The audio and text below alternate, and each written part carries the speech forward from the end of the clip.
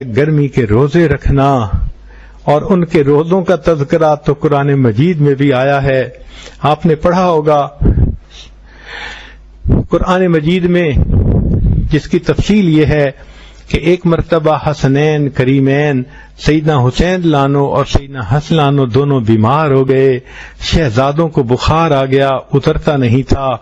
سیدہ فاطمہ الزہرا رضی اللہ تعالیٰ عنہا اور سیدنا علی رضی اللہ عنہ نے منت مان لی کہ اگر ان بچوں کا بخار ٹھیک ہو جائے گا تو ہم 3 دن روزے رکھیں گے. اللہ نے بچوں کو شفا عطا فرما دی.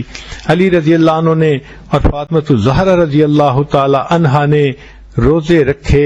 جب پہلا روزہ رکھا، افطاری کے وقت کچھ تھوڑا سا سامان تھا جس سے افطاری کا ارادہ تھا، تو انہوں نے دیکھا کہ اس وقت ایک دروازہ کھٹکھٹانے والے نے دروازہ کھٹکھٹایا. پوچھا کون ہے؟ کہنے لگا میں مسکین مدینہ ہوں، بھوکا ہوں، اس دروازے پہ آیا ہوں کہ ضرور کچھ نہ کچھ مل جائے گا. میاں بیوی دونوں ایک دوسرے سے مشورہ کرتے ہیں، ہم پانی سے روزہ افطار کر لیں گے، کھانا اس کو دے دیتے ہیں. چنانچہ کھانا اس کو دے دیا گیا. سحری بھی پانی کے ساتھ کر لی گئی. اب اگلے دن علی رضی اللہ عنہ نے کچھ محنت مزدوری کی تو افطاری کے لیے کچھ پیسے مل گئے. جب کھانا تیار کیا، عین افطاری کے وقت سے تھوڑا پہلے ایک آدمی نے دروازہ کھٹکھٹایا. پوچھا کون ہو؟ کہنے لگا میں یتیم مدینہ ہوں، آیا ہوں کہ بھوکا ہوں، کچھ کھانے کو چاہیے. میاں بیوی نے دونوں نے اپنا کھانا اس یتیم کو دے دیا. دوسرے دن بھی پانی سے افطار کر لیا، پھر اگلی سحری بھی پانی سے کی. جب تیسرا دن ہو گیا تو بھوک کی انتہا تھی کہ 3 دن گزر گئے تھے کچھ کھائے پیے بغیر. جب افطاری کے وقت کچھ تھوڑا بہت انتظام ہوا، ایک آدمی آیا، دروازہ کھٹکھٹا کر کہنے لگا کہ میں ایک قیدی ہوں، کھانے کے لیے آیا ہوں.